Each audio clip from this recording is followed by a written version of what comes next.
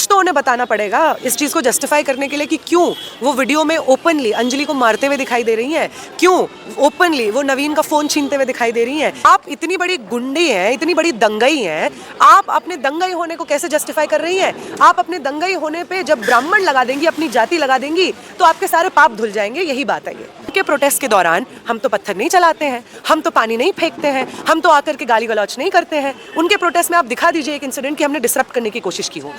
कोई गिरा हुआ है, मुझे 2-3 सेकंड लगते हैं ये समझने में कि अच्छा जो गिरा हुआ है वो अंजलि गिरी हुई है, और मैं तुरंत आपका इंटरव्यू छोड़ के जाती हूँ कि अरे क्या हुआ करके। हम वहाँ पे पहुँचते हैं, हम पूछते हैं किसने गिराया, क्या किया ये करके, हम हटी करके हम बोल रहे होते हैं, तो हमें वो बताते हैं कि यही लोग गिराए हैं करके। रुचि तिवारी और उसके पीछे जो खड़े हैं 2-3 गुंडे, उन्होंने गिराया। तो हम उनको पकड़ लेते हैं क्योंकि वो भागने की कोशिश कर रहे होते हैं, और हम बोलते हैं कि तुम्हें थाने लेकर जाएंगे।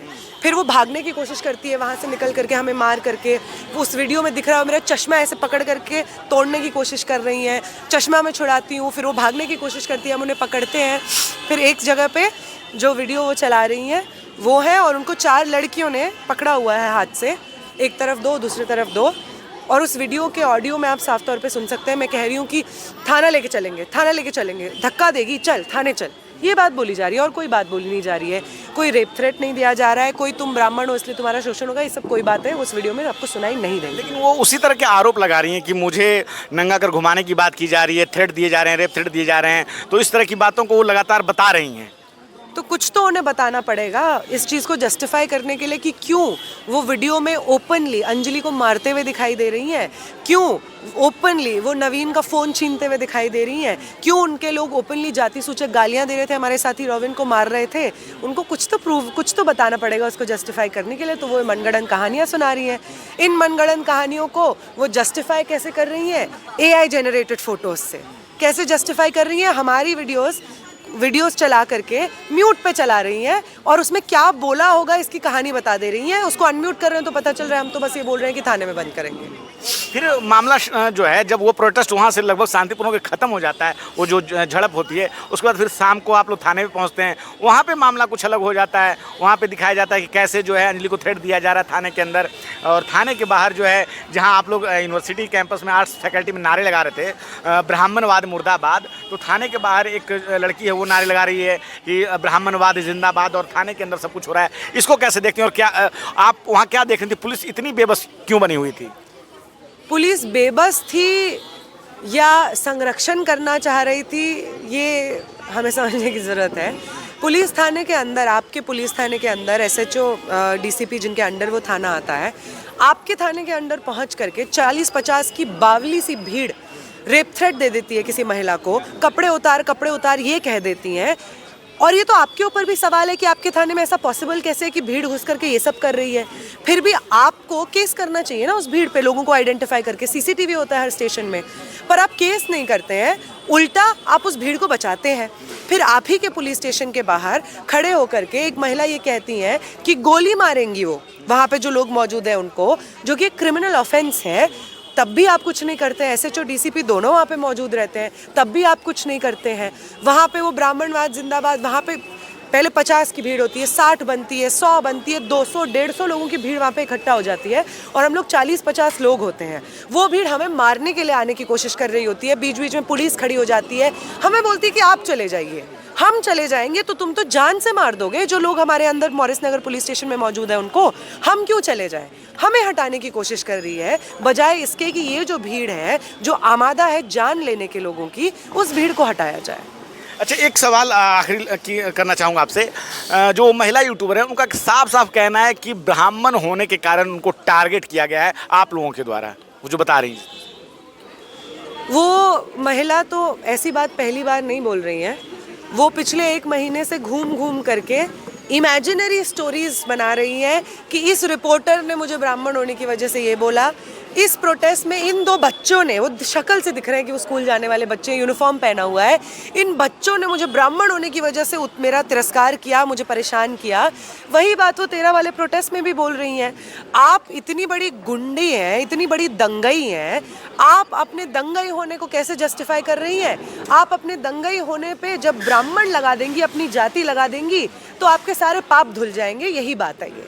जिस तरीके से बिल्किस बानो को रेपिस्टों को बोला गया कि अच्छा ये उच्च कुल से आते हैं, इनके संस्कार अच्छे हैं तो इनको छोड़ दिया जाए, ये उसी तरीके की बात है। आपका दंगई होना जस्टिफाई कैसे होगा अगर आप ब्राह्मण समाज की एक बेचारी महिला हैं? एक आखिरी सवाल कि जब प्रो यूजीसी मूवमेंट जब चालू हो गया है तो ये शांतिपूर्ण नहीं रहा। हम देख रहे हैं कि इसमें झड़प हो रही है, जबकि यूजीसी को रोकने के लिए जब आंदोलन हो रहे थे 3 दिन, उसके बाद स्टे भी मिल जाता है, उस दौरान ऐसी कोई घटना नहीं होती। इसको कैसे देखती हैं आप? इसको सिंपल सी बात है, ऐसे ही देखते हैं कि जब वो लोग सड़कों पे खड़े होकर के तमाशा कर रहे थे तो वो लोग, हम उनसे बिल्कुल डिसएग्री करते हैं, क्योंकि ये कोई मतलब खाने में क्या पसंद है इस तरीके की चॉइस की बात नहीं है। ये आप समाज में दूसरे इंसान को कैसे ट्रीट करेंगे, फंडामेंटल लेवल पे उसको क्या डिग्निटी मिलेगी, क्या रिस्पेक्ट मिलेगी, क्या मानवाधिकार मिलेंगे, इस चीज़ का फंडामेंटल डिफरेंस है। वो चाहते हैं कि SC OBC समाज से आने वाले स्टूडेंट्स को यूनिवर्सिटीज़ में नहीं हो समानता का अधिकार, और हम चाहते हैं कि सामाजिक ऐतिहासिक रूप से चली आ रही गैर बराबरी को करेक्ट किया जाए और उसके लिए प्रावधान है। तो एक फंडामेंटल डिफरेंस है। लेकिन फिर भी उनके प्रोटेस्ट के दौरान हम तो पत्थर नहीं चलाते हैं, हम तो पानी नहीं फेंकते हैं, हम तो आकर के गाली गलौच नहीं करते हैं। उनके प्रोटेस्ट में आप दिखा दीजिए एक इंसिडेंट कि हमने डिसरप्ट करने की कोशिश की हो। लेकिन हमारे प्रोटेस्ट जब से शुरू होते हैं, हम लोग बराबरी, समता, समानता की मांग करते हैं, प्रावधानों की मांग करते हैं, तब से ये लोग BHU में मारपीट करते हैं, इलाहाबाद यूनिवर्सिटी में मारपीट करते हैं, दिल्ली विश्वविद्यालय में मारपीट करते हैं, लखनऊ यूनिवर्सिटी में मारपीट करते हैं, क्योंकि ये इनकी समझदारी है कि जिन लोगों को हमेशा से आदत है जुल्म करने की, अपनी बात जोर ज़बरदस्ती से मनवा लेने की, उन लोगों के सामने जो हमेशा अपने से कम समझते हैं, छोटा समझते रहे हैं सामने वाले को, उनके सामने उनसे छोटे लोग खड़े होकर के आज बराबरी की बात कैसे कर जा रहे हैं, ये उसी की बात है। इसीलिए इसका इतनी बौखलाहट है उनके मन में। जब आप लोग अपनी मांगें लेकर जो है प्रदर्शन कर रहे थे और वहाँ उस समय कुछ जो है शायद स्टूडेंट आते हैं और वो आप लोगों को रोकते हैं कि ब्राह्मणवाद मुर्दाबाद के नारे मत लगाओ, यहाँ से शायद बात स्टार्ट होती है। हाँ, मतलब वो एक्चुअली रोकते नहीं है, वो आकर के गला पकड़ते हैं हमारे एक इंसान का जिसने पोस्टर पकड़ा होता है जिसमें लिखा होता है ब्राह्मणवाद मुर्दाबाद, और कहते हैं बंद करो इसको, बंद करो। और उसके साथ 2-3 और लोग आते हैं, तो हम बोलते हैं क्या हो गया, तो उन्होंने बोला ये नारे नहीं लगेंगे। मैंने बोला कि आपको इनसे आपत्ति है, आप साइड में अपना प्रोटेस्ट कर लीजिए, यहाँ पे हमारा प्रोटेस्ट चलने दीजिए। तो उसने बोला नहीं, ये नारे नहीं लगाओगे तुम। मैंने बोला देखिए ये हमारा प्रोटेस्ट है, हम इसमें एक चीज़ में मानते हैं और उस मुद्दे को लेकर के हम यहाँ पे प्रोटेस्ट कर रहे हैं।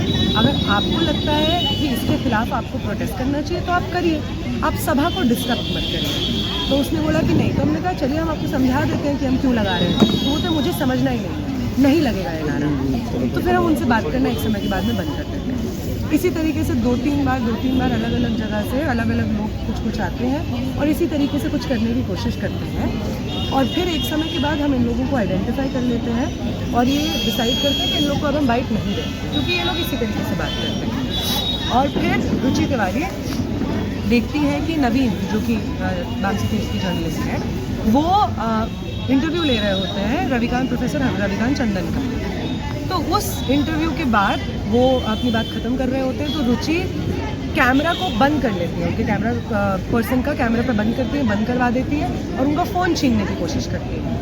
और उसका भी वीडियो आप लोगों ने देखा होगा जिसमें वो बोल रही है कि वीडियो डिलीट कर। तो और नवीन उसमें बोल रहे हैं कि आप कौन है, वो जानते भी नहीं है कि ये कौन है जो उनसे वीडियो डिलीट करने के लिए कह रहे हैं। तो वो 2 दिन पहले एक प्रोटेस्ट में जाकर के इसी तरीके से बदतमीज़ी की होती है उन्होंने, जिसका न्यूज़ उन्होंने चलाया होता है अपने चैनल पे, तो वो डिलीट करने के बारे में वो कह रही होती है।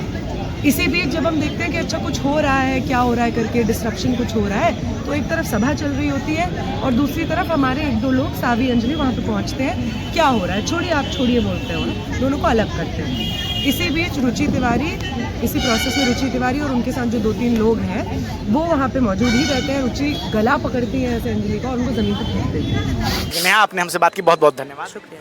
तो नेहा उस दौरान वहाँ मौजूद थी और मैं भी वहाँ था और बहुत कुछ हुआ और बहुत कुछ सोशल साइट पे वायरल है। और जब से ये कानून आया है हम देख रहे हैं कि लगातार इस पे विवाद बढ़ता जा रहा है। अगली सुनवाई जो है वो मार्च में होनी है, लेकिन ये साफ साफ पता चलता है कि इस कानून के आने के बाद सरकार और जो समाज है वो कहीं ना कहीं पेशोपेश में